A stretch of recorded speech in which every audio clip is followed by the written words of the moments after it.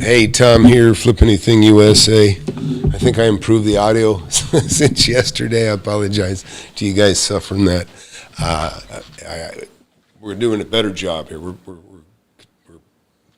committed to making things better around here. So look, if you just got here, my name's Tom McKay. I've been investing in real estate for 44 years. Started when I was 19 years old, and I claim to be the best mentor on YouTube, and I'll back it up. In fact, I'm putting a challenge out right now to Pace Morby. In fact, it'd be great is to have like Graham Stephan or Meet Kevin, a couple of guys that I've criticized in the past. They could be like the panel, and they could actually cross-examine Pace Morby and myself, add Beardy Brandon in there. I don't think either one of those guys have particularly great real estate chops. One being a podcast host does not make an investor, and the other one being a sub-2 guy or a wholesaler does not make an investor either. Both are very vague about their past, and I challenge either one of them or both at the same time. And like I say, it'd be great to have Kevin or somebody that everybody knows or somebody that everybody trusts. I think people generally trust Kevin and Graham. But anyways, I want to talk about getting your first deal and navigating through a tough market. I know I've been through several. I've been doing this for 44 years.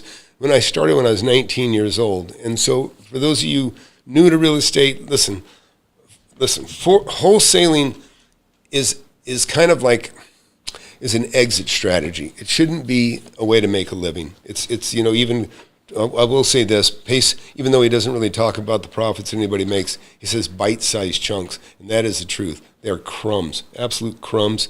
And I'm telling you right now, look, I got 4 kids. Youngest ones are 21, all the way up to 30 years old, or 29.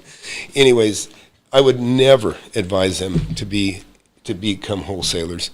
You start out looking for an investment that's worthwhile. If you set out to look for crumbs, guess what? You're going to find them, right? And you should turn to wholesaling, and I just call it assignments, right? We never called it wholesaling. In fact, the internet kind of makes this craze and all this stuff, but real estate hasn't changed in 44 years. Ways of getting the information has changed. My phone lights up every day with garbage calls, scam likely. You all have seen it, as well as I get mailboxes full of, hey, you want to buy your letter, or kids call up, they sound like kids, or somebody from India is calling for somebody in Texas or California or whatever. And the bottom line is the deals are all nearby. You don't need to buy into this. You don't need an LLC. All these fake gurus.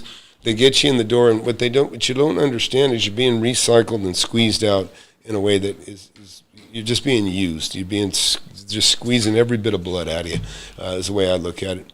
Hey, Dark Star, glad. Hey, this sounds good, son. We're making progress. I got my youngest son helping me, and it's awesome. And I'll tell you, this is one of the biggest benefits of being an investor, but being wealthy and being, I feel like I've hardly worked a day in my life, to be honest. Because the excitement of investing, it's like a treasure hunt. You're always hunting for treasure, and so, if have you ever gone gold prospecting or anything else, you know what I'm talking about. Just panning for gold. You know what I mean? If you ever have done this, it's exciting. You're going through it, and you're going through the dirt, getting rid of the iron ore, and then pretty soon you start to see the specks or nuggets. If you're lucky, you see nuggets, but. So anybody got any questions? There's the phone number right there, 424-866-7929. Please hit that subscribe button, hit that like button. You can always leave later, but what you may lose is a chance and opportunity to see me speak again. And I have a webinar, by the way, I better point that out, this Thursday. And I don't always do these every Thursday. I try to, but the fact is I'm a busy real estate investor. And, it is very difficult when you have as much property as I have, to always be available. Anyways, so the webinar's this Thursday. That's Central Time. Urge you to check that out. Son, let's get big. Oh, okay. Anyways, let me check this. There we go. We can use that. So what would you like to talk about? Any of you beginners, what would you like to know about? I remember being young, and the ultimate dream was, I imagine just having a place of my own, and I kind of saw it up like in the mountains and just having a little cabin and a little garage off to the side where I could build my cabinets. Okay, and then of course since things changed many times, but it almost started off right off the bat because I was 19 years old when the first thanks son, when the first opportunity hit, and so but whatever you want to talk about, you can start with houses, you can start with land. Those are probably the two easiest. Forget this sub-2 shit. Somebody actually wrote me the other day. They said, Pace ought to do a video on all the lawsuits and the legal entanglements that people have been involved with regarding sub-2. But I always say let's talk about the profits made because I don't see any of that either. So what do you want to start with? Anybody? Dark Star? Do we still have a good connection? I'm showing. We're actually coming in for a big storm here. I'm checking the health. Looks like we got good health on here. But I'll just show you a deal. This is one. And I say this because we're talking about people starting out, and this is a perfect situation. This is a property. I was probably 22, 23 years old. And this is a hardware store, right? Generally, you can find these things with houses. This was a hardware store. It almost looks vacant now. But this was a hardware store, and the people that owned it, they went belly up. It was hard times, kind of like what we're running into for a lot of people right now. And they stopped making the payment, and they were in foreclosure. And I got a hold of them first, and that made a huge difference. But I couldn't afford to buy it by myself. So what did I do? I reached out to the only guy that I knew had money, and that was my former boss, right? My former boss, John Brooks, bless his soul, he died very young. He was actually younger than me when he died. He was 60, and he was like an older guy, like somebody you look up to and you want to be like. And when he passed, I bet he had over $100 million in property, and that's probably been almost 20 years since he passed. So, anyways, he'd be in the stratosphere with money by now, with all that he held and all that he would continue to grow. Are we having a problem with the connection? Dark Star? Somebody tell me, because I'm getting a circle of death here on the screen, and that happens sometimes when we're suffering the cold weather here. Somebody let me know this is working. Anyways, but aside from that, other opportunities, here's a little house. Again, this is one I couldn't afford to buy by myself. I had to grab a partner. Got it for $40,000. Now, could I have wholesaled it back then, or what you guys call a sign it? I kind of did, but I got a bigger piece of it. Oh, thanks, Mike G. I appreciate that. So this is a property, and this is an interesting story behind this one. I bought that in probably 1984, 319 Kettering. You can look it up. I bought it for $40,000 with a partner, and we didn't even really do anything to fix it up. We just cleaned it. And then we were getting ready to get it rented, and my partner says, "Hey, because I'd like to keep it." And we figured there was $15,000, so I paid $40. It was worth $55. I said, "Okay, give me," or I thought it was $56. So give me $7,500. Half the profit we'll make if we sell it to somebody else. Boom, $7,500 in my pocket. Now it doesn't sound like a lot to you guys right now, but $7,500 back in 1985 was like making 25 today. Somebody can do the numbers on that if they want. But again, real estate hasn't changed. In fact, it's never going to change. Everything you see in this picture, if it doesn't burn down, it's probably going to be here in another 50 years, and somebody else is going to own it, right? I'm going to pass. My assets are going to go to my kids. My kids might sell some of them. They may keep them all. Who knows? And then someday, guess what? The same thing's going to happen. They'll pass the assets on to their kids and build more, and kids will sell them, that sort of thing. But there's so many things I've seen over the last 4.5 decades that I've been doing this, but it always helps to have questions. Is anybody even curious out there? I mean, are you interested in how to do it?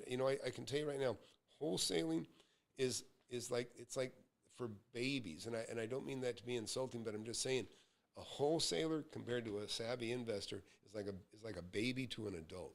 It's way different game.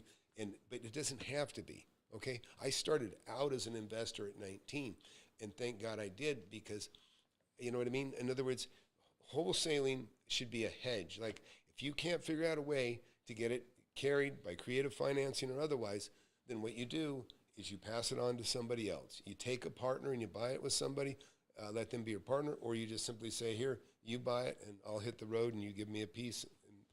And I learned these things the hard way. In other words, nobody taught me. I never had a mentor. I learned everything by doing. And I tell people, I got people in class who've been doing real estate almost as long as me, but they haven't done it as long and hard and aggressively as I have. And that's why I've learned so many lessons over the years. And I tell everybody, I don't care if you've been doing it 40 years, you'll learn something from me. But most people that have 40 years experience, usually they started at 30 or 40 and, they're kind of getting ready to, be done with it. Look, I started at 19, so I'm only 63. I say only, that's old, right? But I'm older than Brandon Turner, is that his name? Brandon Turner. I bought real estate before both Pace Morby and Brandon Turner were even born. And so when I see these guys talk about having expertise at something that really is a nothing, it's laughable to me. Or, Brandon Turner, he's a podcaster. Sure, he had a few properties. He bought a few properties, got $3 million. And then, he extrapolates that to 11,000 doors. It doesn't make sense. It's like comparing, apples to oranges. When you say, dollars to doors, it's nonsensical. How to find a partner? Very good question. Why don't you call in? Somebody call in. 424-866-7929. Then we can, it's faster than me reading these questions or looking up too late. But it's fair. How to find a partner? I told you already. If you got in here, you're going to get here earlier. I didn't have any money. I found a deal. I went to my boss. I went to the guy that I worked for. I mean, I didn't work for him at the time, but he was a job I had previous to being. I was self-employed at 19 years old, but I had a few jobs beginning at 17. I dropped out of high school. I took my GED. Didn't know if I passed or not. Got out. Mike G wrote, "Do you only make partners of people local to you?" Yes, absolutely. How did you meet yours early? Okay. Mike, why don't you call in? Somebody call in if you can. I know some of you guys probably work, but I'll answer your question. Okay. One partner I called because he was a computer programmer back in 1984, right? Computers were new. I mean, they were just barely, they were just barely becoming PCs, right? PCs were just barely starting. In fact, my first computer was an Eagle computer. You guys never heard of it because the founder of that, as soon as he went public or had a big buy-in, he became a millionaire that day, bought a Ferrari, drove it off a cliff with the guy that was selling him the car, drove it off a cliff in California, and that was done. But that was my first computer, was an Eagle computer. Okay, great. Mike's going to call in. Somebody else can call in too, and we'll rotate you through. And so this is one of the things that I beg for comparison with these guys that, they make commercials. They spend all their time making videos. They're jumping all over the place. The worst thing is you get into a fake guru, they're going to sell you a course is not enough. Calling it a mentorship and having other kids mentor each other is a joke. It's a joke. Listen, the reason my students are so successful is because I pick up my phone. They text me. I look at it. I go, okay, can it wait? If I'm eating, it doesn't matter because I teach everybody time kills deals. First thing I do is go, can it wait a minute? Or I'll call you right now. I can tell by the urgency by the text usually. And I jump on it right away because I know I take the deals of the students in my mentorship as serious as my own. And so it's like, I'm on it. And that's what you need. And that's how you'll succeed. But you got to have somebody you can call that actually knows the answers. And I mean, when you've been through as much as I have, the chances are very great, very strong that you will know the answers. All right, we got a call. Yippee. So, hey, if you just got here, please stick around. I'll answer anybody's question on anything real estate. And let's see. Hi, who do we got? Hey, Tom, this is Malcolm. I'm calling in from Long Island, New York. Well, actually, I'm not in Long Island right now. I'm actually in Westchester County for a master's program, but I'm from Long Island. Okay, Malcolm, how old are you? I'm turning 31 in March. Okay. I'm a 90s baby. Great. Well, you're still young. I mean, and believe me, even if you were 40, 50, it's not over with. But Okay. Anyways, so what, tell me, what's your question? Let's start with that. So I was the one who asked about the partnership question. I actually recently discovered you because I was looking into the Pace Morby course. Good. I've known about Pace for some years now.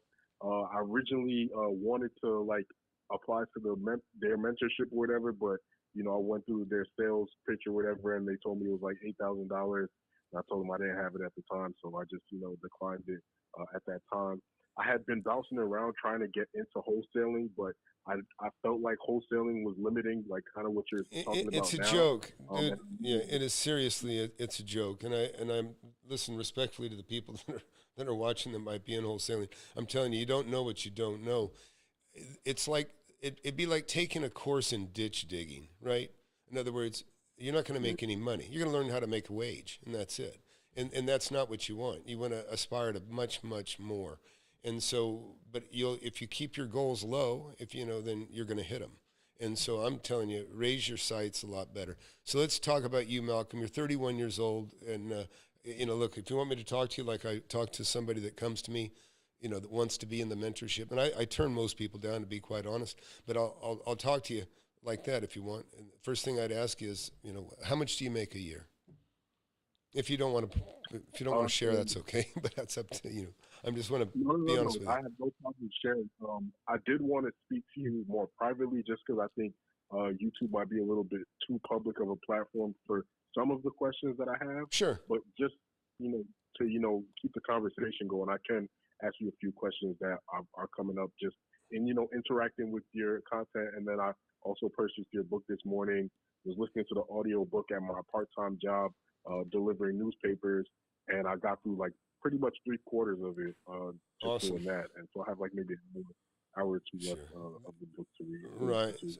So you just got the book. Well, congratulations, you're on your way, and congratulations that you didn't take the Pace Morby course, because I wouldn't recommend it to anyone. And right. and look, I've just it's you very quickly, if you know what you're doing, you can very quickly identify that somebody does not. Whatever you do, you know the same. But let's talk. You're 31. Yeah. So to answer your question, before I was in school, I was making around $60K a year. I was salary, but I had gotten internal promotions at the company I was working for.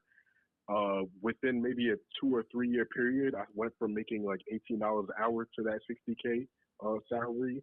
And then I decided I was going to take that momentum, go back to school to get my master's to become a clinical lab technologist, where in New York, they pay around $100K starting. I think the lowest I've seen is like 45 an hour, like around 45, 50 an hour is the lowest I've seen. Great. And did you hit that yet? Did you get there yet? I'm in the master's program now, so I have this semester to do the didactic part. I'm also doing the clinical internship rotations. So once I finish this semester, I'll be able to submit the hours that I did for the clinical rotation and get a temporary license where I can start working and making close to that, just depending on how long it takes me to actually get my license, because I still have to pass the New York licensing exam. Is there anything, can you be like a freelancer, like a lot of these nurses, they kind of freelance and they make twice as much as they would if they're making wages for somebody? Yeah, you can do per diem, and they also do have travel tech, but ever since COVID, the travel has kind of died down. But I heard of one other tech, I didn't know him personally, but just, talking to other techs, getting their perspective on certain topics. They were telling me that they knew of one guy who used to work in the hospital I'm doing an internship now, who he basically was working full time as a lab tech at one location to get the benefits. So and then also working for I don't need to go too much into the detail, but that's good. You should always look at an opportunity. If it's just like if you're a carpenter, listen, if you're a carpenter and you're good with your hands and you got good tools and that sort of thing, you can work part-time. You can just be self-employed. You can work part-time and make twice as much for the hours that you do work as opposed to working for somebody full-time. And so when you have an opportunity like that, you should do it, right? Always, the side jobs are where you make your extra money. Or work for somebody full time. Do a side job, right? I was a carpenter, and when I wasn't making whatever $8 an hour back then, which was decent, I'd be making $20 an hour. Doing a side hustle, right? In other words, trimming out somebody's house or that sort of thing. So anybody watching, listen, you should always try to make as much money as you possibly can. I've had a number of businesses, and people say, well, how do you figure out how much you're going to charge for a product? I go, I charge as much as I possibly can and still make the customer happy. That's what you want to do. That's kind of the game. But back to real estate. So look, you make 60 grand a year right now. Is that what you make? Yeah, I was until I started school, but now you're in school. Okay, so you made a choice. You're going to school. So it's probably you probably don't have money to get into a mentorship. Listen, I've heard people tell me that they like me, but they said, what, Tom, you're the only one that cares about whether I have money. Not just that I can afford the course, right, but that I have a little bit of money in my pocket so I can invest. Because somebody tells me they have to borrow the money to get in the class. I mean, I just say, you need to figure out how to make some money first. If somebody's your age, right, and they haven't saved any money and they're not going to school, I said, listen, you're not going to school, you should have money saved. If you don't have money saved, then there's some sort of deficit with you. You need to fix that, because you need to show that you need to figure out a discipline to either, a couple things, save money and also make money, because everybody can make more money. Everybody can make more money. If you don't think you are paid fairly, just look around the building you're inside or wherever the hell you work and look at whoever makes more than you, your boss or whoever the manager is or whatever. Somebody makes more than you. So it's possible to make more. You just gotta be really honest with yourself. So get a skill and make some money. Number one. As far as real estate goes, look, I've never been a student. So I can't honestly say, other than maybe you have free time, but most students I've ever known, they're busy. They're always studying, okay? So you've got your eye on the ball with the goal that you're doing. You definitely want to stick and stay with that. You can learn about real estate. You know what I mean? That's fine. If you had a wife that was working and, I don't know, if anything that freed you up, that might make it different. But I would tell you, I don't know what to tell you. You're in school full time and you don't have any money, and so your time's taken, and you don't have money to invest. So it's probably something you can read about and watch videos like this. And then when you get that degree that you're looking for that'll pay you better, then you'll have more options will open up. You'll have time and you'll have a decent wage. And then I think it would be something to pursue. So what else can I answer for you? What else can I say? I totally agree. I didn't want to, get on the phone call and monopolize your time. I really just wanted to introduce myself formally as hopefully a potential student, sure. In a year or a couple years or so. I know I'm not ready to be mentored by you now, which is why I took that first step and got your book and started reviewing some of your videos. But truthfully, I just wanted to, introduce myself, kind of pick your brain on a few things. Malcolm, listen, all you got to do, Malcolm, and this goes for anybody watching, listen, I don't care about squeezing every cent out of anybody. I don't have salesmen. People's jobs are to just get people signed up, whether they can afford it or not, that sort of thing. I don't operate like that. I never have, I never will. But what you can do is go to, let me get this number out of the way, for God's sakes. Anyways, right here, let me get this out of the way. Sorry. Go to flipanythingusa.com and look for, oh God, am I ever going to get this thing out of the way? Here we go. I'll move it over here. And right here, you can go right here. Apply for mentorship at the top. You just click on that right here. And what you can do is just fill that little form out, and you'll get a text from me, or you'll get an email from me, say, hey, let's have a call. I'll just like I'm talking to Malcolm, I'll talk to anybody. And, I'll just give you the best advice I can give you.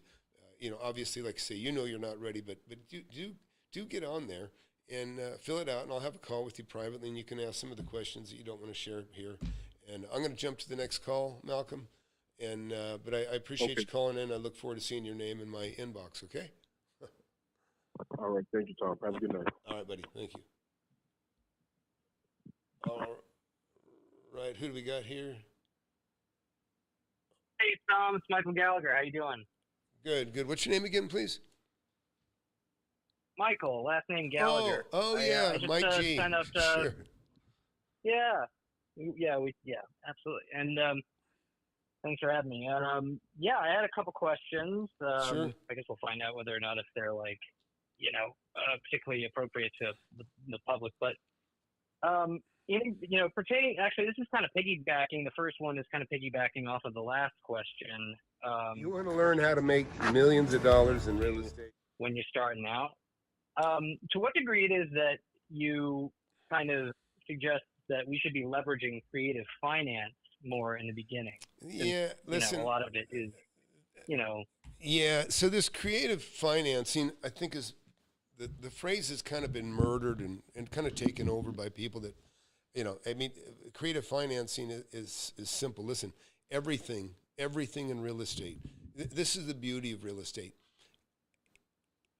There are no rules, right? The rules are whatever a seller, sure. A buyer and a seller can agree to. That's the rules, okay? It's all over the place. Right. It's not magic. It's just common sense, just like me and you are talking right now. And what you guys need to understand is a seller wants to sell, right? A seller wants to sell. His main concern is getting the price that he's agreed to sell to and that you're going to, close in a timely manner. And if you get them direct, if you approach them and you get them direct, listen, everybody, I mean, people like an underdog, but not necessarily when they're trying to buy their property. They want, you know what I mean? So you can't, you can't go on bended knee. You got to be confident. Yeah, I want the property for sure, and I'm going to close the deal. And you know what I mean? In other words, you got to be able to show that confidence. And buying land and houses is easy for people that are new. You can kind of fake some of that stuff. And I'm not talking about fake. I'm talking about you're not going to be taken seriously for a big apartment building. You're not going to be taken seriously for a commercial building. It's more of a sophisticated transaction. There's people out there that push people to get an LLC, pay for this, and then get a credit in your name in an LLC. And it's stupid. It's a joke because you're the one who's still on the hook for it. You're the one creating.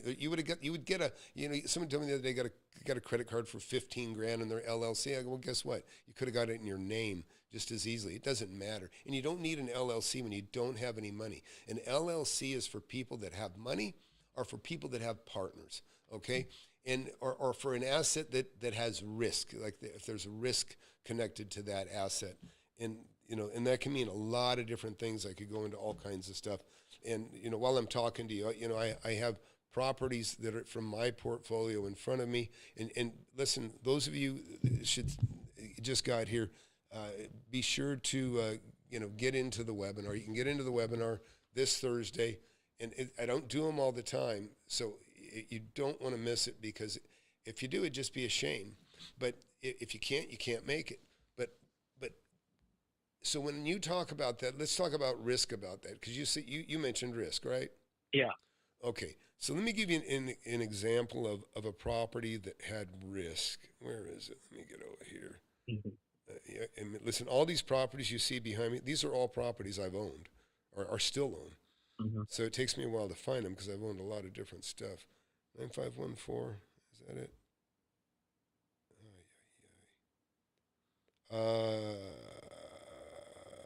This will get me closer to it. Yeah. Jeez. Because I think a lot of people are kind of a little bit intimidated at first for instance, the prospect of fixing and flipping. They go, oh, well, you should be. I mean, you got to know something about fixing up a property to jump into that, right? I mean, it's a reasonable, consideration. Yeah. And so they might think to themselves, well, why don't we handle something that's a little bit more put together, but we can get into it a little bit less with something like creative finance. So I just wasn't sure what you kind of thought about that as somebody who's starting out.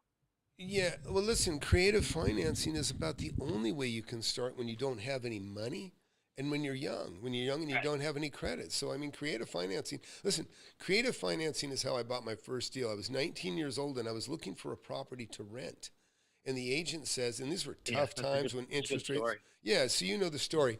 And those of you who don't, I'll just say real quick. I was 19 years old, and I got an owner finance deal. I didn't have any money. I had $500 that I really was going to plan on using for rent, but it ended up being my deposit. And what I did is I pitched that I'll buy the property for the price they wanted, $110,000, and with $10,000 down and creative financing. They're going to own or carry the note. And so they didn't know that I had long hair down to my shoulders. They didn't know that I was only 19 years old. Okay, they never saw me. They just knew that a man wanted to buy it with $10,000 down. So I got the break from not having to see him face to face. I say maybe they wouldn't have cared anyways, but if they saw me, it wouldn't have inspired them, because even though I've always been smart, I've been great with math my whole life. You know, I've always read well, but the bottom line is, I was young. I had hair down my shoulders. I was at work, my cabinet shop. I had allergies. I had sawdust in my eyes. My eyes were bloodshot. I was what we called a stoner. I looked like a stoner. Okay, I looked like I was high, even though I wasn't. That's what I looked like. You know what I mean? You'd talk to me, you'd know I wasn't. But if you looked at me, you thought I was, because I had just bloodshot eyes. Yeah. And so, but the bottom line is, none of that mattered. And I had a hungry agent. The agent wanted to make the deal, and so we did it. You know, and so it cost me $500, and I moved into the building, and I sat there rent-free for 6 months, because that's what I had, a 6-month escrow. And at the end of 6 months, because I lived in the building, it was a big building. I lived in the building, and I had my cabinet shop, because I had a business. And so I didn't have any rent for personal, and I didn't have any rent for my business. So saving 10 grand in that time was easy. Plus I rented part of the building out during that time. So I had more than the 10 grand when the time come to come up with the 10 grand, close the deal. And then somebody offered me 20 grand more than I just paid for it right after I bought it. Now, I didn't take it. And in hindsight, I wish I would have taken it. I wish I'd have just sold it that day. I would have had 30,000. I would have had the 10 I saved plus this 20, and that would have been 30,000 in 1981. That's a lot of money in 1981. You could buy a house, a pretty decent house. Never get hurt making a profit. Yeah, we've heard me say that before, right? You can't get hurt, never get hurt taking a profit. Yep. And those things I've always you've been in my webinar, right? Anyways. Yeah. But so, you know, that I think, you know, you can always take an opportunity when it comes along, if it makes sense. Now, guys like Pace Morby will tell you an opportunity is taking over somebody's payment because they got a 3% interest rate and they got no equity. That is not a good idea. That is a terrible, terrible idea. And it's simple. People say, well, I know, but I can take over the house and I take over the payments. And what? You know, one air conditioner goes out, and now the $500 a month you were making on the house, now you got to come out, you know, $7,500 out of your pocket, or, you know, a couple $1,000 to fix the thing. That's 4 months rent. Okay. So in other words, go ahead. Sorry. I was just going to say, I think, you know, the way that I've been taught by a lot of folks is you're usually baking that into, you know, your PITI. There's CapEx and management that you usually want to stash away, like 20% of, you know, what it is you're making. And you want to make sure that, you know, you make enough cash flow on top of that, you know, some 300 or, you know, bucks a month or more, right? So in theory, you should be saving more, you know, and if it's not a deal, it's not a deal. Well, listen, theoretical profits are worth the paper they're written on. Theoretical, it doesn't mean shit. And that's what I'm saying. Theoretical is blue sky, just so you know. The guys that push this stuff and try to make things sound easier than they are, that's how they sell stuff. They make it sound easier than it is, and they're theoretical profits. Oh, you can do this and you can do that. How much are you going to make this? You know, guy says, how much are you going to make? Well, I think I'm going to make $600,000. And then, so I'm like, Pace will repeat, he's going to make $600,000. You want to make $600,000 like this 20-year-old? And he didn't make $600,000. He said he's gonna, based on the $5,000 he made. Okay, you know what I mean? So theoretical profits don't mean shit. Okay, so you just, have you ever bought anything, Mike? Not property, no. But I mean, it depends on what we're talking about. I'm talking about property. We're talking about real estate. So yeah. No, I haven't bought property. Okay, so yeah, again, you haven't learned much yet. Okay, but I'll answer any question you have, and anybody calling in, same thing. But this is the problem. Sure. When you don't know, you don't know. And so you start to you start to try. I love Blue Sky. Liam wrote. Liam's in my class, by the way. Anyways, Liam, by the way, has made $1 million since he's been in the class, by the way. And so I just want to say, cool. Help a brother out. yeah. Well, yeah, and believe me, I love Liam. He's a fantastic guy. And he's a carpenter like me, by the way. Awesome. And he probably awesome. He wrote one of the shortest contracts I've ever seen. I got the most. Believe me, my contracts are as simple, as they possibly can be. And he actually one-upped me with his. I think it was a 56-word contract. And he made $350,000 on that one deal. And that was after making $200,000 prior to that on another deal. So, yeah, and so like I say, this is one of the best things for you. Those of you guys who are watching. Liam's, I don't even know how old you are, Liam, but, 40, 50 years old, and between 40 and 50, I guess.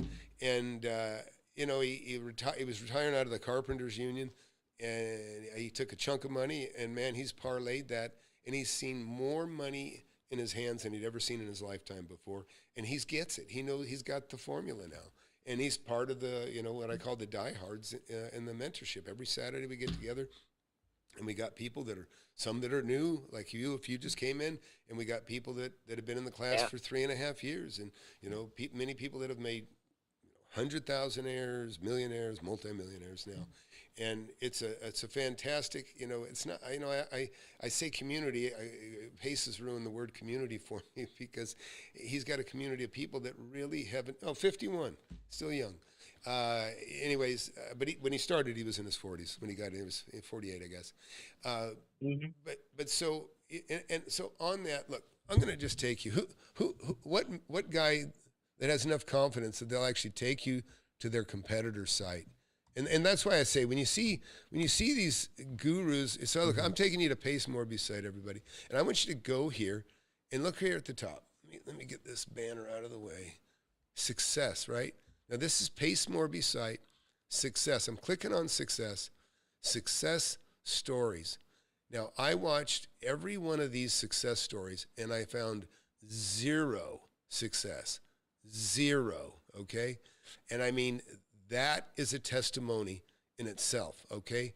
And you got this little gal, nice lady, seems very nice, hasn't made any money, but she's happy to help people and give advice in the Facebook community. I don't know what she gives advice on, but it shouldn't be real estate 'cause she doesn't know what she's doing, obviously. This guy here talks about how cool it is and hadn't bought anything yet, just excited to be in the class. So that is not this guy here I love, Hezekiah, because he reminds me of SNL where you see the guys, shaking their head to what do they call that beat? Anyways, nice guy, but oblivious to what's going on. So I would urge you guys, watch these success stories here, okay? And then as quick as you can, if you can stand it, go to look at my success page, right? And then take a look at my success stories, okay? These are people talking very specifics about the tens of thousands, hundreds of thousands, millions of dollars that they've made, some realized cash, some in equity. These are real people that you'll be in a class with these guys. This Saturday you would be if you got in the class, if you got in and applied for mentorship and got in soon. So those of you watching, listen, don't be shy. Listen, if you don't stand up and raise your hand, you'll never be recognized. And so what I'm trying to tell you is, life goes quick, right? Life goes fast. And if you don't step up, and this isn't sales bullshit to try to get you to step up and spend money. I don't even know if I'll let you in the class, but you got to look into it. You have to look deeper and you got to use your head. When somebody says like Pace, when Pace says he's got $450 million in assets, and he says that right after saying, bring me your zero equity deals, that means he potentially has $450 million in real estate with zero equity. So if he sells everything, he's got nothing.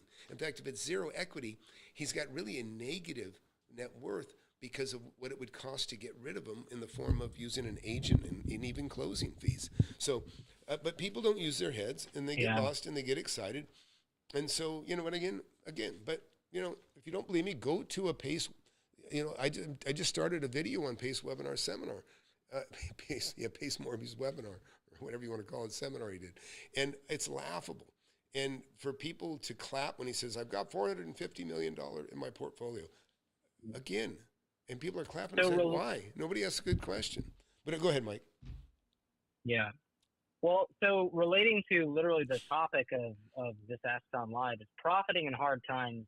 Forgive me if I might have missed the beginning. I kind of hopped in a few minutes ago. No, you didn't miss anything. But hard times are what I started. Oh, okay. Yeah. Yep. Well, yeah. So we're kind of in an interesting point right now in history where a lot of the country is going through a depreciating market situation. It's not unique, obviously, dude. It's real not estate unique. is a local. Yeah, it's not. Obviously, it's happened a lot. I'm just curious because everything that I think about in terms of acquisitions, whether you're fixing and flipping something, or you're buying it cash, or you're using creative finance, everything starts to kind of look a little dangerous because you have to think about equity, at least in the short term, if not the long term. So how do you account for that? How do you think about that? It's just common sense. Okay. Now listen, the things you learn from me are things you're never going to learn in school. You're never going to learn from Pacemore. You're never going to learn from any of these other guys. Ben Mulla's got some experience like that. Manny Koshman has some experience like that. Those are legitimate guys that have made their money in real estate. In other words, I can show you I've made my money investing. That's what proves me out, right? That's what you want. You want somebody that actually has become a multimillionaire through investment, making money on property after property after property after property. Then you want to look at his students that have made millions of dollars. I've got that. Okay, but let's get back to your question. It's all of the above as far as how you do it. And and even with what I see in front of me, there's so many stories in front of me that I can explain how I bought deals. And I'll do that real quickly because I think Derek, okay, yeah, my shtick is not hate, it's facts, okay? And if you're too sensitive, Derek, maybe you ought to, go watch a Pace Morby video and feel good. That's where you can make all your best friends. I'm sorry, I'm answering comments at the same time. Listen, I'm not a hater. And anybody that thinks, listen, when somebody comes out and says that they have the magic formula or they're a master, you should question them. When somebody says they have a $450 million portfolio, you shouldn't clap. You should say, how much equity do you have? You know what I mean? You got to use your freaking head. But people are so stupid, and it's sad. It's sad. But I'm sensitive to the young because I started at 19 years old. I didn't come from a family of money, and I'm not hating on you, Derek. Please don't be too sensitive. But this is how you talk. This is what you do. Anyways, I don't want to get off track, Mike. I know I never like to leave anybody without their questions completely answered. Get me back on point. Give me your question again. Yeah, of course. I mean, so profiting in hard times, right? Okay, profiting in hard times. To a depreciating market, right? Yeah. Okay. Well, listen, that's why I say flip anything. When you don't have any money, you have to flip. It's the safest thing to do. Like you go to buy a property, you have to know that it's worth more. You have to know that it's worth more. Okay? So, and I know you guys have seen some of these, and bear with me, but I'm going to try to make this really a course for you to understand. This is a building I bought when I was 19. It's 5,900 square feet. Okay? This was one that it really didn't matter at the time if it was worth more or less. It was something that I got to move into for 6 months, rent-free, okay? I paid $500 and I moved into it, and I was rent-free for 6 months. There was no downside. I probably had, $1,500 to $1,700 a month overhead for me to rent a business. I didn't even need near this much building. For my cabinet shop, I worked out of a garage-sized property before I got this huge property, which, a garage is 400 square feet. So this is like 15 times bigger than a garage, right? This is 6,000 roughly. And so first thing I did is I got to move into this for $500. I had control over it for 6 months. First thing I did was rent out a piece of it. I think I was getting $900 a month from one person. And they took this whole front area, or most of the front area. I actually had an apartment in the corner here because I lived in it. And then I kept the back for myself, for my building. And I didn't even fill it out. I had so little equipment, it looked silly because everything was so scattered. I had so little equipment to fill it up. But so just from a practical standpoint of view, I have an opportunity that I get to move into a property, rent-free, and now I'm making $900 on somebody that I'm renting to, plus I'm saving about $1,500 or more a month by not having to pay rent for a place to live and not having to pay rent for my business. So I'm a net $2,400 a month positive for, like, say 5 out of those 6 months, right? So $2,400 to whatever, times 5, $12,000, right? So I got $12,000 at the end. Now at that point, I can either close the deal or I can move out. Property I knew now was worth much more than the 110 I agreed to pay with. Also, I have terms in place, okay? I had 110,000 owner carried for I think 7 years. And so I could sell that because I had already created the terms that somebody else could assume. Somebody could assume my loan, okay? So this is like a perfect situation. I got nothing to lose. That's what's great when you're young. You've got nothing to lose, but you can lose your credibility. You can destroy your credit. You can do a lot of things if you do things stupidly. So you got to know value. So on my first deal, I made a substantial amount of money, and I could have left. And then, by the way, the day right after I closed it, the day that I closed this deal, I went out to the front of the building, right here, and I had a for sale sign right in front of this window. I hated it the whole time that I had it because I'd see people looking at it and think, they're trying to take the property from me before I have it. I was feeling insecure. You know what I mean? And so, but I had it. And so the day I closed, I went out and I wiggled the sign back and forth in a little 4x4, that's down, and they were very heavy signs back then. And the guy pulls up right here along the curb and he says, "Hey, what do they want for the property?" He thought I was installing the sign. And so I said, "Well, it's not for sale. I just bought it." He goes, "What'd you pay for it?" I go, 110. He goes, "I'll give you $20,000 more than you paid for it." And so last thing I was going to do is sell it because I just closed it, and I was excited to, have my own building. And him coming by saying, "Hey, I'll give you 20 grand more than it's worth," it reinforced that I made a really good decision, right? So these are the toughest of times, by the way. I was self-employed because my boss went out of business. He went out of business. That was my former boss's building. He lost his building. And so I ended up buying it from the people that foreclosed on him. So it doesn't get much tougher than that, right? High interest rates, what are considered high compared to now. Yeah, Lawrence, you don't know that. What do you guys like to say? I'm answering questions at the same. Lawrence, prove that. Just prove that. You got no basis for that. You got zero basis for that at all. So don't tell me to stop hating, stop bullshitting, or stop fooling yourself.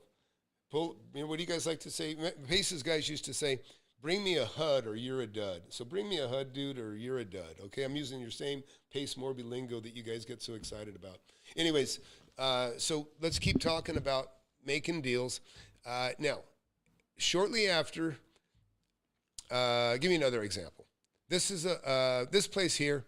I actually went to buy this with, we went into contract on this. This is one, again, I went in with a partner. We had a little bit of a disagreement. He gave me $2,500 to walk. I walked on that one. And this is why I say this wholesaling is a waste of time. You should always go in with the attitude of trying to buy. Believe me, I could have wholesaled my first property and I would have lost out on $120,000 profit because that's what I made on that property in the end. And so it's super, super important that you go in with the intention of buying, whether you can do it with creatively or otherwise. Listen, you get the terms together to buy something with we'll call it creative financing, but owner financing.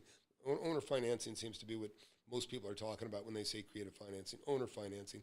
But you're golden.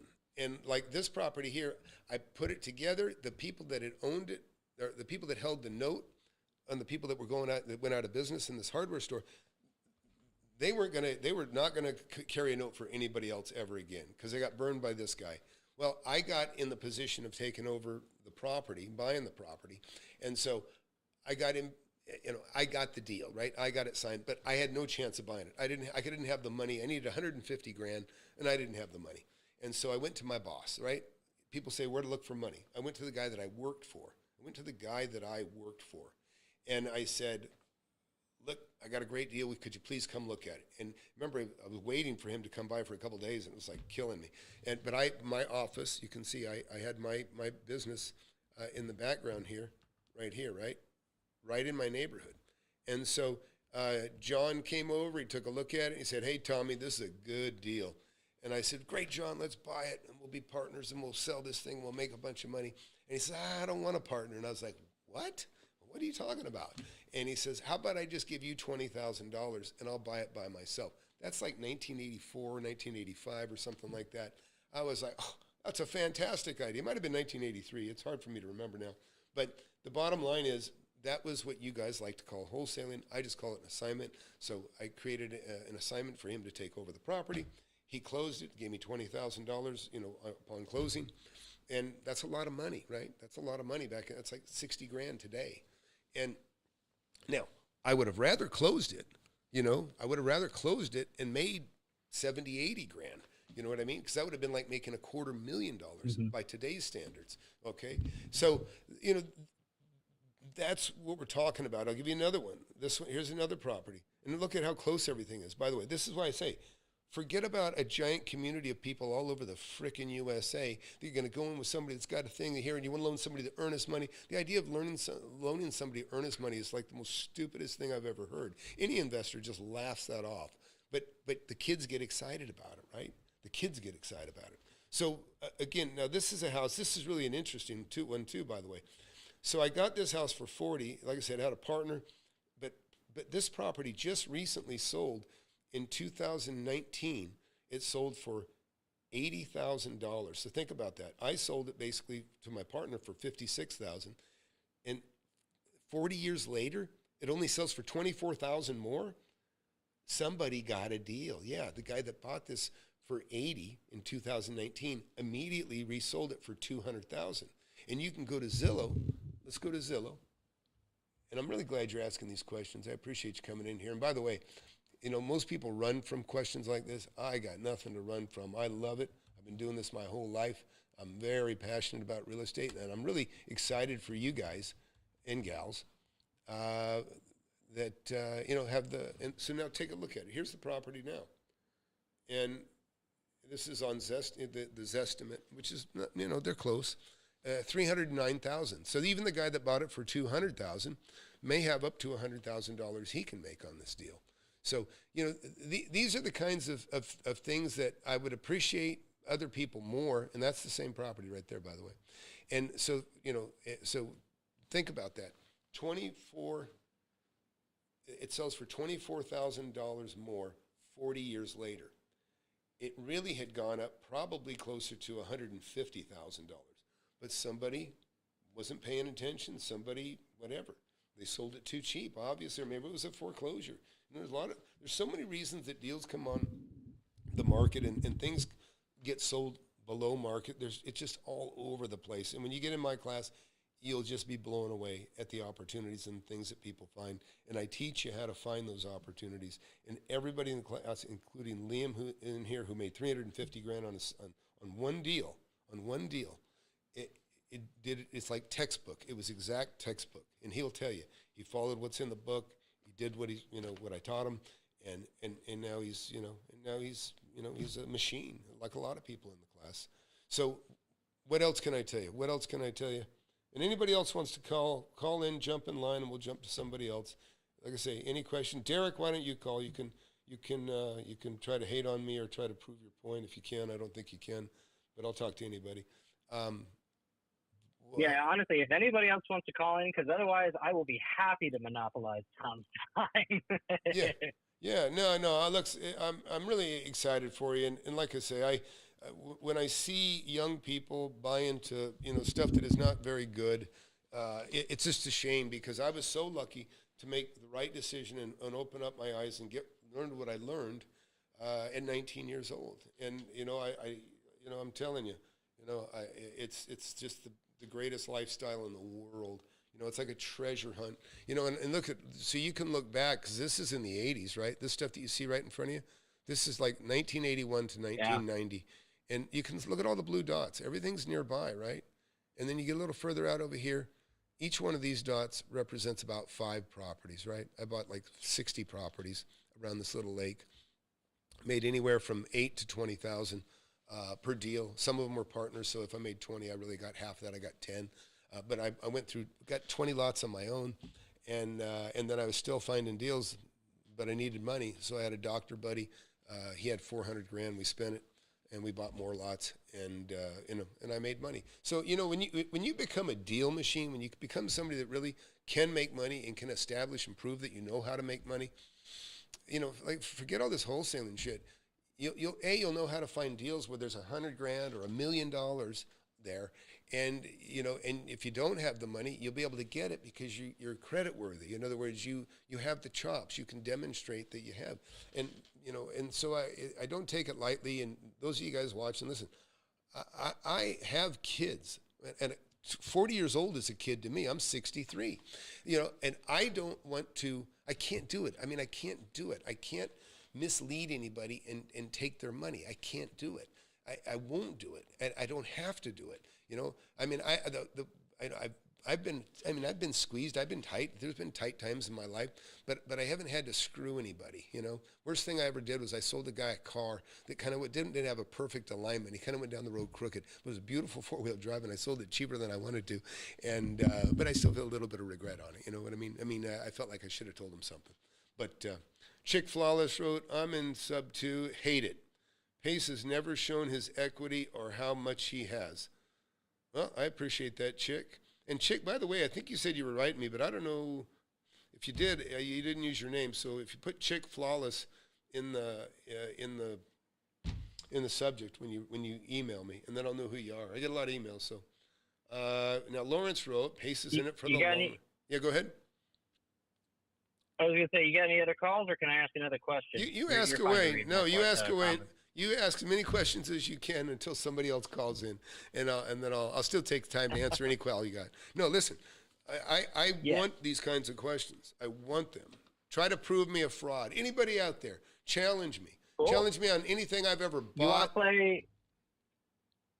Yeah, let's play. Yeah, no, go ahead. Well, I was just going to say, you want to play a little devil's advocate real quick? Sure. Listen, all right, nobody should be afraid of devil's advocate. Nobody should be afraid of a devil's advocate. When you're a businessman, you look for it. You want somebody to say, try to shoot my idea down. And listen, you take it in, and if they make a point, you go, I got to think about that. But if they can't shoot it down, then you're probably on the right track of making some money. Yeah. Go ahead. Exactly. It's how you get to the truth ultimately, right? And you find something that you didn't. You can't be thin-skinned. So yeah, go ahead. So there's you've probably heard this before, but there's a kind of an idea around sub 2, and I'm just going to give you maybe a straw man, see if you can knock it down. There's an idea around sub 2 in terms of one of the things that's really concerned you before, and it concerns a lot of people, is the due on sale clause, right? Sure. So when it comes to the due on sale clause, you probably remember because it was 1982, the Garn-St. Germain Act. It was actually how the due on sale clause came about. And in that due on sale clause law, go ahead. No, you go ahead and finish. So an alienation clause is what we also call it, but go ahead. Yeah. And so when that was introduced, there was a couple of stipulations that actually provided some flexibility with the Garn-St. Germain Act and the due on sale clause, one of which is actually being taken advantage of by a number of people in the sub 2 community and otherwise, and they use it as a way to get out of the due on sale clause. It has to do with estate planning and land contracts. So what they do is you reach out to a seller, right, and you say, hey, listen, we want to do this on sub 2, and they go, oh, the due on sale clause, we're going to trigger it. And you go, well, actually, the way that we get around that so that the banks don't call the due on sale is what we do is when we go to buy the property, we say, listen, let's put this in a land contract. We put it, not a land contract, what do you call it? LLC? You put it in a trust, a land trust. And when you put it in the land trust, you basically do it for estate planning. Listen, that's why. Listen. And then already, you buy listen. the principal position. Yeah. Again, this is a bunch of bullshit, and I'll tell you why. Listen, no bank questions you putting your property in an LLC or an LP if you are the majority property owner. If you have the mortgage, I go get a property, I got a mortgage, I put whatever, it doesn't matter. I bought it, I put it in an LLC or an LP. They don't even blink, okay? But if I sell it, if I put it in somebody else's LLC, somebody else's land trust, somebody else's land trust, okay, now it's a big red flag. A banker that really knows their shit, they'll tell you, they can foreclose on you for not having the property insured. They can foreclose on you for changing the title, for if you put it in an LLC and you're not the majority property owner, and then Pace used to say this, I've heard him say, you can always deed it back. Well, guess what? Once you deed it back, guess what? You don't own the property anymore. You don't own the property anymore. You're not going to have depreciation. You're not going to have all this stuff. So again, if you have to go through this bullshit, and if you want to go to get taken to court and pull out some sliver, I don't even have to know too much about this to know that you're going to have to go to court to prove it out if you get challenged on it. It's just not worth it. There's not enough money there. Let me tell you, the only reason you want to do a sub-2 contract is if you want to just say, fuck it, I'll take it, just deed it over to me and I'll take it, is if there's a huge amount of equity. Because then you can just sell it right away, right? You can dump it, you can sell it, you can get rid of it. That's when you would do that. Otherwise, there's no reason. And so many things I've seen advocated. I saw Jerry Norton give the thumbs up to this garbage deal that pays. There's a video I did on it. There's a video on it. It's this garbage deal that Pace had. The numbers were horrible. Everything was bad about it. And I don't even remember the specific one, but just look at it. It's with him and Jerry Norton. Anyways, Jerry gets in there and says, I went in there and I criticized. I said, shit, that's a garbage deal. And then Norton was saying, oh, says you or something. I said, Jerry, you think that's a good deal? And I'm paraphrasing this. And he was just silent. He goes, it was a garbage deal. And, whatever. They got a show together or whatever they do together. But here's the deal. Right. Especially for mentorships, just so you guys, and those of you watching, please hit that subscribe. Get in my mentorship this Thursday. I'll open up. I'll show you. You'll learn a lot. You'll learn a bunch, and and it's free. But the thing is if you don't question, you're going to get run over. But anyways, back to that on that other deal with Jerry's. Jerry Norton had commented on. Again, people are selling. Why? Listen, two people that are competing. Because look, Jerry Norton's a competitor. Pace Morby is a competitor. Not that I want to teach anybody wholesale. I'm going to teach you how to make money in real estate. As far as teaching people how to make money in real estate, we're all competing with each other. Why would I do a collaboration with somebody that I'm competing with, right? Because this is what I'm going to do. I'm going to say, your idea is shit, and let me explain why. And in other words, and nobody wants to have that conversation, but I'm game to do that with anybody out there. Anybody out there. Because, and listen, get two good investors together, that's great. We'll trade war stories. We can talk about, I had Ben Malla in my mentorship. He came in and talked to the class, and one of the questions, and there's a recording on it. You can watch it. You see me interview Ben Malla. It's in my channel. Look it up, Flip Anything USA in YouTube. And I was talking to Ben. I said, Ben, what's one of the best deals? Like, what's a real knockout? What's a home run? Best deal you ever made? And he said, I made $13 million once on one deal. This is why I was on his boat heading to Bimini. And Ben's the real deal. Manny Koshman, same thing. He's the real deal. Started from modest means and built a fortune. And that's what you want. You want somebody that's built their money from real estate. But did I answer your question or not? You listen. You want to get into legalese, and you want to fight over this land trust. It's very circuitous, right? That's a term that lawyers like to use. Circuitous. Why are you taking such a circuitous route? If you have to do that, it's already a waste of time. You should only buy something if it's worth more. There's no equity. You know what I mean? Don't do it. Okay. And Derek, who wrote in but doesn't seem to want to call in, you want to go do that shit, and I know you can't prove what you said in here, but, go do it. Go do it. Destroy your credit. Waste 10 years of your life. You'll be 30 years old with two nickels to rub together. That's what you don't want to do. Well, but do it if that's what you want. I feel like this maybe gets to the heart of something that seems like a deeply cherished belief for you, which is that equity seems to be paramount when it comes to, whatever deal that it is that you do. Dude. And that cash flow is something that's a bit more relative to that. Am I on the right track there? Yeah, let me put it this way.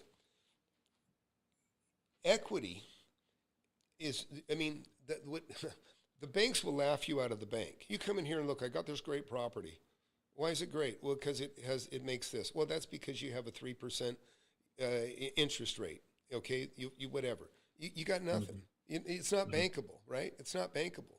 You know, it's like investing in a trust, right? You invest in a REIT or a trust, or like one of Grant Cardone's got, many. Grant Cardone's got 3,200 partners, right? Last I looked, he's got 3,200 partners.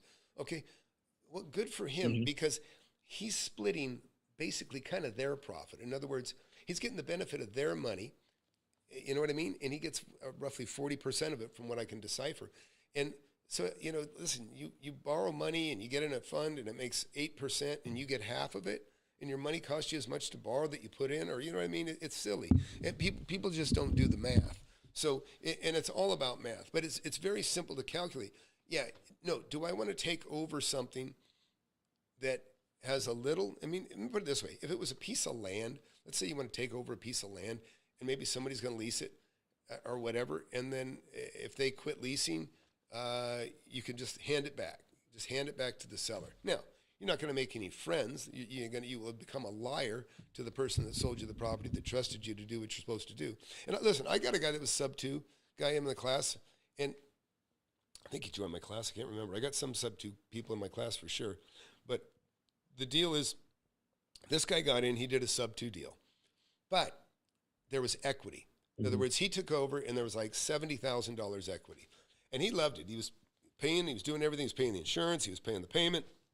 He was enjoying the low mortgage rate. Well, the lady that he sold it to him, she went to go buy another property, and they go, lady, you are up to your chin in debt. We can't loan you anything. She said, oh, no, that's okay. The guy, that I, did the sub 2 deal with, he's making the payment. And they go, we don't give a shit. We can't loan you anything because your debt to income ratio is through the roof. You can't do anything. Okay. So she went and got a lawyer, and the lawyer wrote the guy a letter and said, hey, we think you tricked her, and we're going to sue you if you don't pay this thing off. They gave him 30 days. He had equity. So what he did was he refinanced. He had credit. He wasn't a young man. He was like 40, 45, 50. In fact, if he's watching, he can call in. 40, 45, 50, whatever he is. And he said, okay, no problem. I don't want to have to, it wasn't worth fucking around with the lawyers and running up the fees. So he just refied it at a higher rate, and he still had equity, and so he could still sell it and make some money. Makes sense, right? So that was a sub 2 deal. But now imagine he did that and there was no equity. What do you think he's going to do? No equity. He can't. Right, yeah, because if he throws it back on the market, he's screwed. Well, he throws it on the market. There's no equity. He's going to have to pay out of pocket, pay an agent to get rid of it. But he doesn't even have to, right? Because he doesn't own it anyways.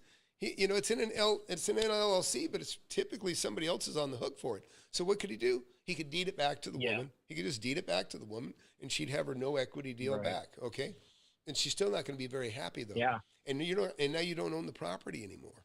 So hey, I see more people are watching. I appreciate this too. Hey, those of you watching, please hit that subscribe button, hit that like button.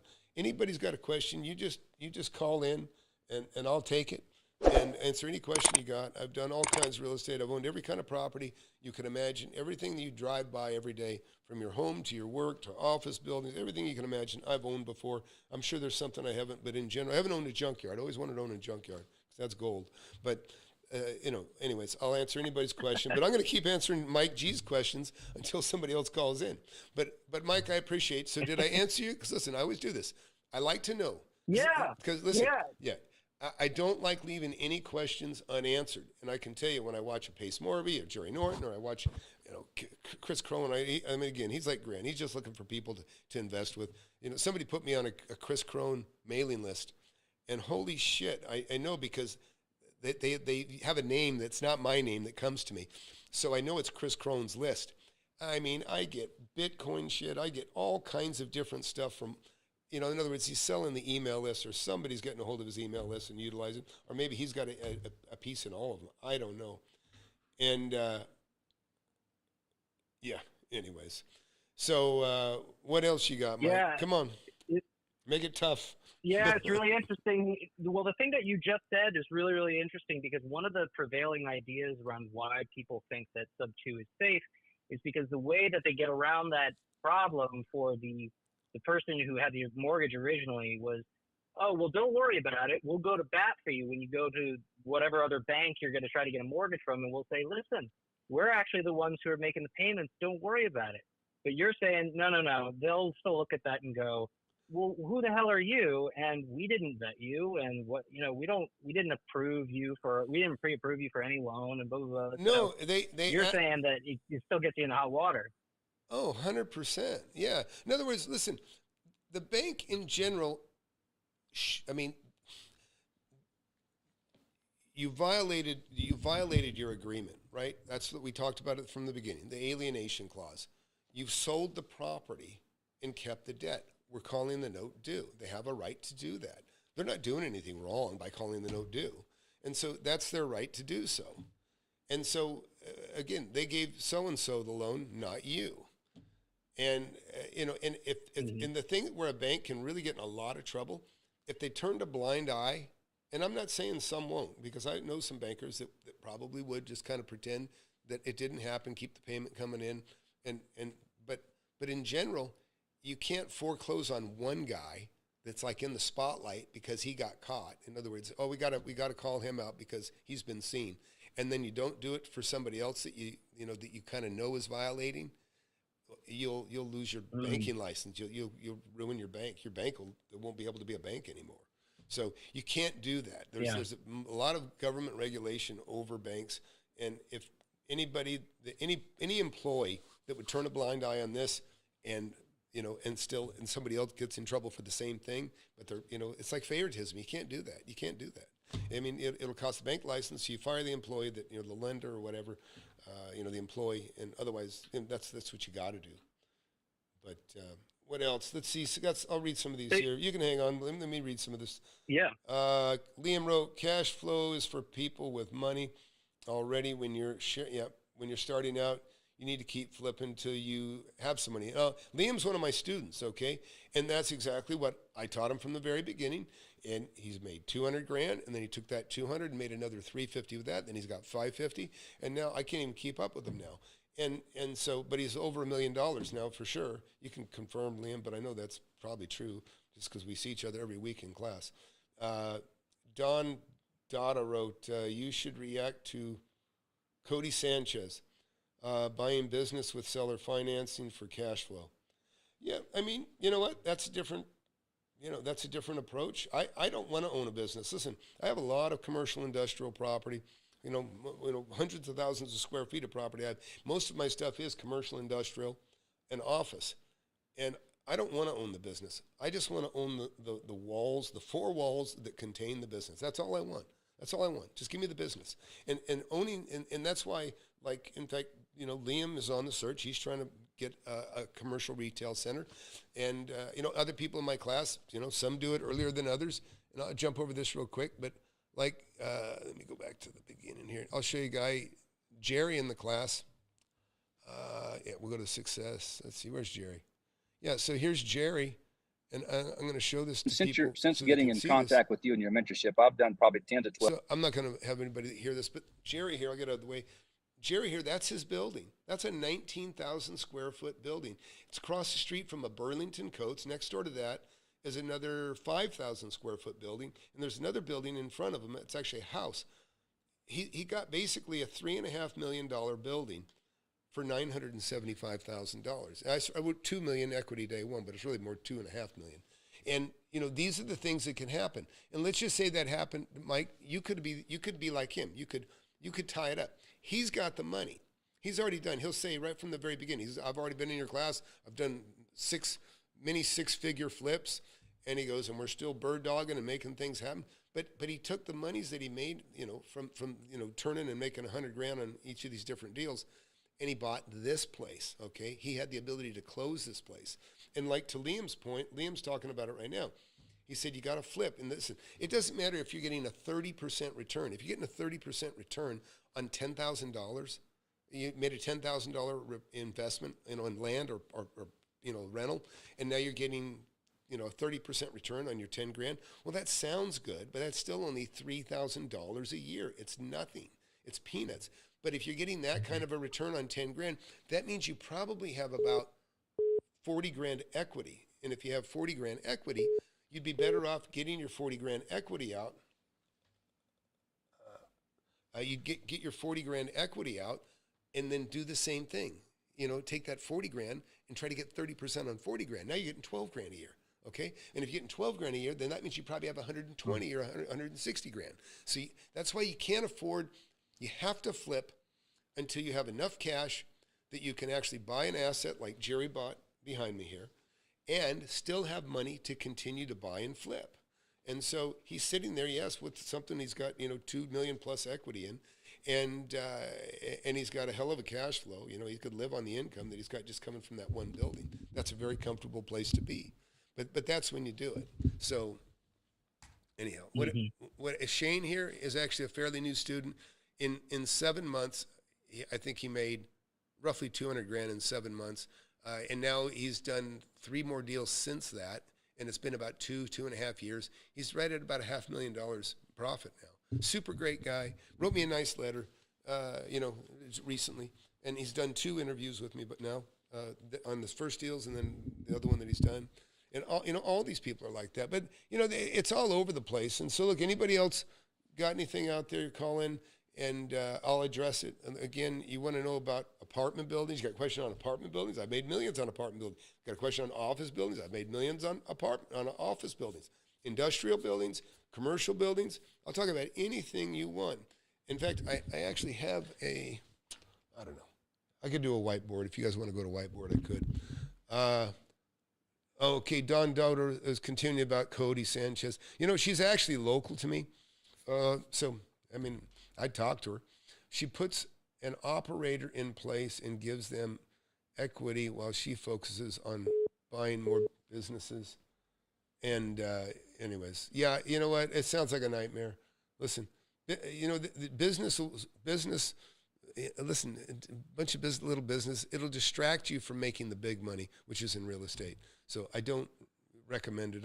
I'll look at her sometimes. She's talking real estate. I look at people that that's what I know best. I know real estate. Okay, I know business too, but I don't pretend to be somebody that wants to. Business is a pain in the ass. I have a company. I have another company. I've had several companies over my lifetime, and usually I created them out of boredom in between real estate deals, and when one of them's turned out to be to do very, very well. But I don't care. Like I say, the real money's in real estate. It's the most exciting, and it's the quickest and best way to get rich. There's no question in my mind. And like I say, I'm speaking from experience. So what else can we talk about, man? Oh yeah, trust me, I got plenty.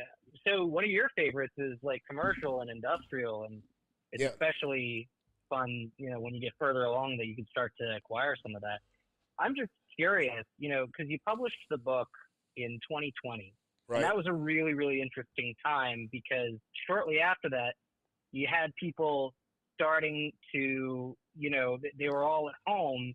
And then you kind of had this post-pandemic effect where people, they kind of don't want to go back into work as much. And that's why you hear a lot about these businesses saying, nobody wants to come back into the offices. I'm a little curious as to, have your opinions changed much at all about industrial and especially office spaces in terms of whether or not they're a good buy? Do you feel like that? Yeah, sure. No, it was a concern when it first happened. Well, let me just explain to you. Okay, I don't know. Well, I'll give you an example. I got a 16,000 square foot office building, one that I still own. I'll even show it to you. And I had 2 tenants in that building. And then I had another building that I had a vacancy that was not too far away. Both of the companies that I had in that building were blowing up, even after COVID, blowing up. One was a beauty school. The other one was an accountant company, a CPA type business. Both are blowing up during COVID. This is office, right? Everybody says, be afraid of office. Can't go to the office. Okay. Retail was getting hammered too. I've got massage parlors. I've got hair cutting companies. I've got, barbers. I got people that do nails. Those people got hit so hard. I got people that teach jujitsu. I've been in jujitsu for 9 years. Even the people were like, hey, we'll meet for jujitsu. You know what I mean? Because I never bought the pandemic bullshit. This whole thing's a damn hoax, and I think everybody's going to find that out that isn't already convinced that that's true. But it really effed up everything for a lot of people.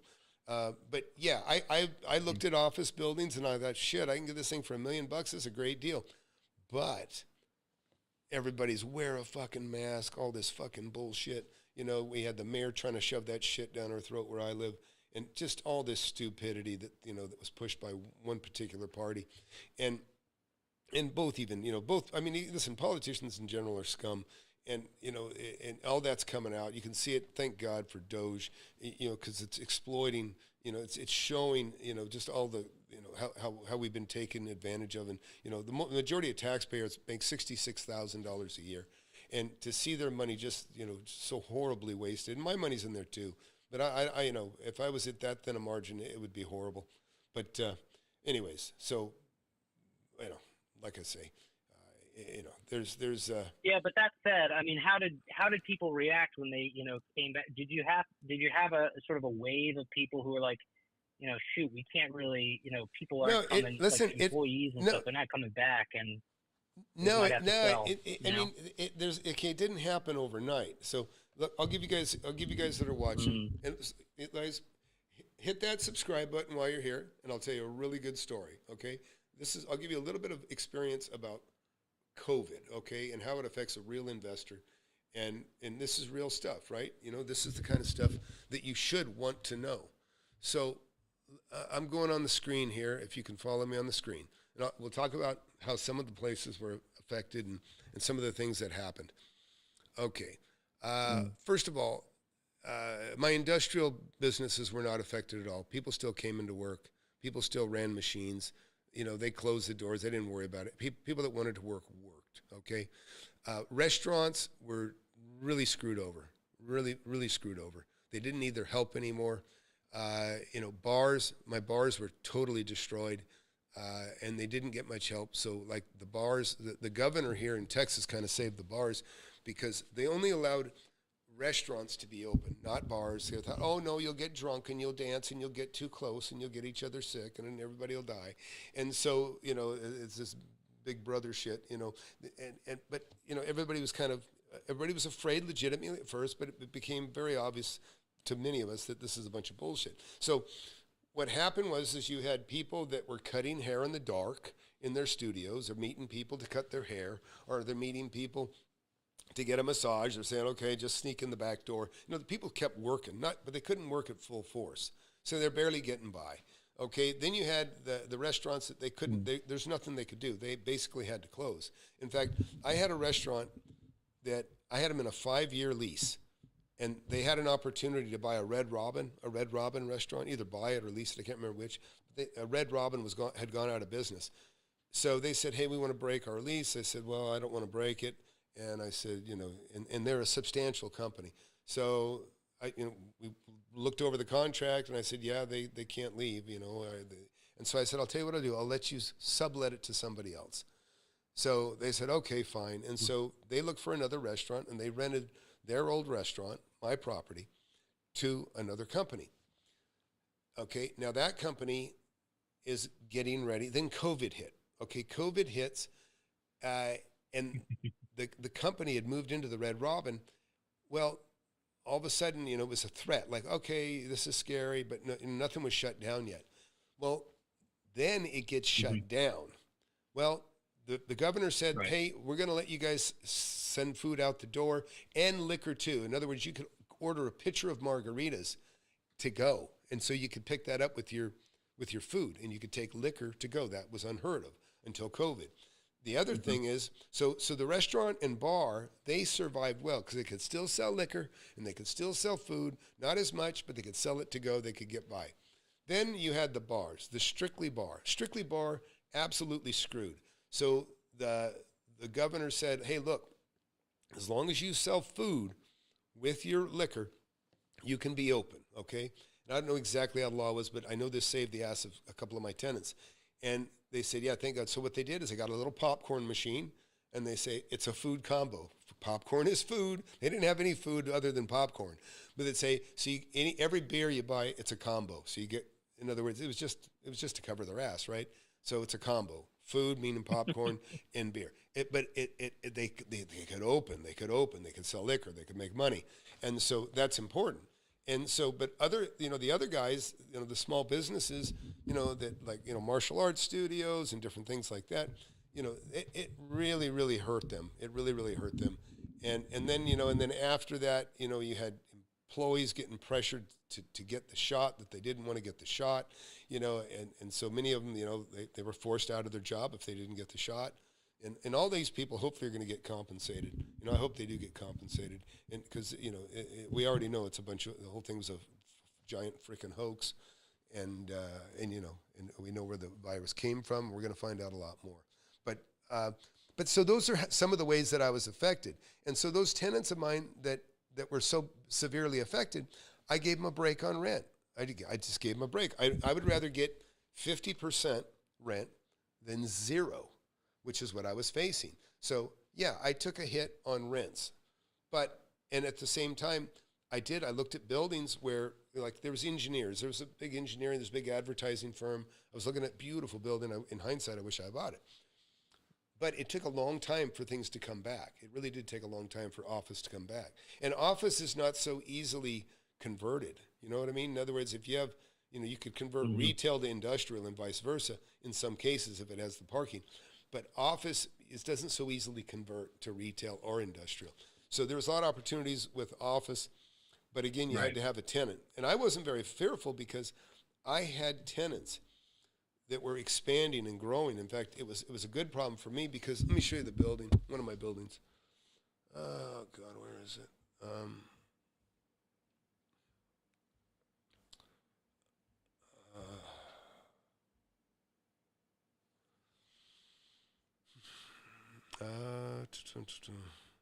Sorry, I got to find it.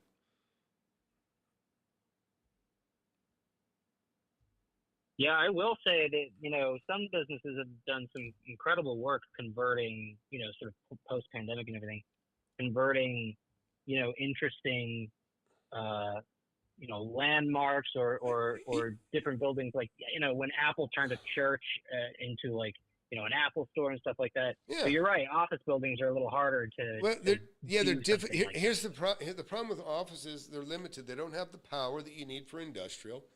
And they have the parking, office and retail parking, the requirements for both are the same, about 4 parking spots per 1,000, 250 square foot per parking spot. So they're okay. But again, you can't, if you got to go into an office building, go up an elevator, it's not going to be a very good retail store, right? It just doesn't work. So like, here's an office building. I actually built this place back in 2000. And this is a beautiful building. Okay. So this is a building that I have a tenant that's been there for many, many years and pay a lot of rent. And they grew. I had part of this wing that you see in front of me was leased out to a CPA firm that was fast growing. I've had a lot of software companies come in and outgrow my buildings. That's happened in a lot of different instances. But they were growing, and at the same time, during the pandemic, the office was still growing because they're a school, right? They teach people how to, do different things around cosmetology, that sort of thing. So they needed more space. These guys wanted more space. And so fortunately for me, not far away, I owned this building. And this is one of the reasons I tell you, it's so wonderful being, in real estate is that, now this is a beautiful building I bought, by the way. See, look, here's a highway. You can get off either direction, come right down this street, and then you're looking right at my building right there, this one right here. Okay. And so this company that I have in this building, they moved from their from the 2,500 square feet that they had, they took the 4,000 feet. Bear with me a minute, folks. You guys are going to hear a live call, so you can listen to this, because this is real. One moment. Hey, Miguel, what's up? Hey, Tom. Yeah, hey, I got you on air, so I got to be brief. What's going on? No, I just turned the water off. I'm going to turn the water back on by tomorrow at 8, all the properties. Okay, you got all the buildings turned off? Yeah, Flashcard, Ogno, Montessori, and Hamilton. What about Palm Springs? Palm Springs? Yeah, I guess we're safe. And Round Rock, we're not going to worry about. We didn't worry about that last, right? The retail centers? No, Okay. no. Yeah. Okay, awesome. Thanks very much. I appreciate it. Okay. Thank you. I'll see you tomorrow. All right. Okay, bye. Take care. Bye. All right. So what you just saw was a live call with me and one of my field property managers. And, we're coming into a 22 degree or 19 degree cold weather tonight. And so he's tasked with, right now what is it? It's like 7 o'clock right now. So he's tasked with turning the water off on the buildings, some of the buildings that are nearby. Wow. And so that's what he's doing. He's turning, and the retail centers we don't worry about them busting so much. Although I realize while we're even here, I got to tell him something. I think everybody knows anyhow, but, and I'm texting him real quick because this is really how we do it. I tell everybody you can manage everything. I'm going to tell him, text others to let water drip. All right. Okay. I think we're going to be okay either way. But these are the things this is real. Okay. This is real. You got hundreds of thousands of square feet of tenants in different buildings scattered about. I mean, like I tell my guys, I said, listen, we don't turn that water off, you're going to be spending the week cleaning up and mopping, okay? Because that's what happens. Pipes break, buildings flood, and let me tell you, it's a nightmare. You go into a building, there's 20 desks and an open floor, and the desks aren't really desks, they're just, wobbling around on like IKEA furniture, and you have to extract the water from the carpet, or you got to pull the carpet from the building. These are the nightmares that happen when things flood. And so you got to be very proactive taking care of those sort of things. So what you did, I'm glad you guys got to see that actually, or hear that. But anyways, where were we, Mike? Oh, well, we were talking about we were talking about commercial, industrial, and if that's a shit show now, or if you feel better about it. I feel great about it, and I'm not afraid to buy anything. I mean, I've since bought some properties since COVID. I bought at least one office, one retail, one. What else? Several many houses. For sure. But let me jump over here for a question. Would $2,000 or $200K be enough? Oh, yeah. Yeah, Julian, if you're not in the mentorship, just sign up, go to flipanythingusa.com and just apply for mentorship, and we'll have a call. $200K, you're asking if it's enough to quit work and become a full-time investor? It's possible. But I wouldn't recommend it, because the idea that you're going to quit and then I'm just going to only look for deals. Okay, it's possible, but you don't have to do that. And that's kind of like, I've created companies because of the boredom in between finding a great deal. I'm always looking for a great deal, right? But it's not necessarily a full-time job, unless you want to be somebody that just sits on the phone all day and, it's not the way it's done. It's just not the way it's done. Gene wrote, Tom, do you require your tenants to have insurance that covers broken pipes? No, they wouldn't be responsible for the broken pipes. I would be. But they are responsible. They have to have insurance. I'll give you an example. I had a whiskey, a whiskey, whatever, brewery, whatever you call it, distillery, that caught on fire. And it was their fault. They had whatever they were doing that caused a 50-gallon drum of whiskey to blow up, and it fried everything inside that portion of the building. And their insurance paid for that. And by the way, a lot of the damage wasn't just fire. It was when the fire department came in, they just flooded the place. So that shit happens, but not very often, thank God. But anyway, so look, anybody here that's been watching, I got a webinar this Thursday, 7 p.m. Central. I urge you to get in. This is the kind of access you have to me. I'm not afraid of any questions. But this, number one, this is the best thing for you guys. I've been doing this for over 4 decades. And so when a problem comes up, when you get into a situation, you can call me, right? You can text me. I get on the phone with you and I say, okay, let's do this, or I tell you what to do, not to do. So a lot of times you're going to be so well trained by the time you get through my course that you're going to know what to do, but sometimes you just like to say, hey, I'm doing this, this, and this. And it's like, hey, man, you're doing everything perfect. And that reaffirmation that you're doing it right, it's wonderful for me because it's like, yeah, this guy gets it, But it's also great for you because sometimes you just need to know that you're doing the right thing. You know what I mean? If you question yourself. And until you get, enough deals under your belt, you sometimes you're not sure, if you're doing the right thing. And, I tell my students, listen, you got to know value, but it should feel like Christmas, right? One of my most successful students, he's made over $4 million now, and he's got like 40 rentals, and he started with 0, okay? And he said, Tom, the only deal I regret buying is the one you told me not to buy. And he goes, and I violated, he goes, it didn't feel like, because I still made money, but I didn't make very much money. He goes, but it's the one I regret buying. He goes, because it didn't feel like Christmas. You told me don't buy it unless it feels like Christmas. And he goes, it didn't feel like Christmas, and so anyhow, that's how it goes. But anyways, nobody else has called in, so I'm going to keep you on the line here for a minute, Mike. And anyways, those of you that are watching, get in here 7 p.m. Central this Thursday and go to flipanythingusa.com. And I'm going to show you one last time here. Right here, apply for mentorship. There's no obligation. The only thing you get out of it, you get a free call with me. No pressure, no salesman, none of that bullshit. And I'll be happy to talk to you. And thanks for watching. And listen, time is on a mission to eliminate all the snake oil and the fake gurus that fake y'all. He'll show you how to build an empire, starting with nothing but a desire. All you really need is a good mentor, not a used car bullshit. With time, you'll learn to crush it. Investing like Warren Buffett. With real estate, you cannot procrastinate. Everyone who hesitates is left at the starting gate. Hey, yo, so don't delay and join today. The mentorship and flip anything. USA, go. You want to learn how to make millions of dollars in real estate?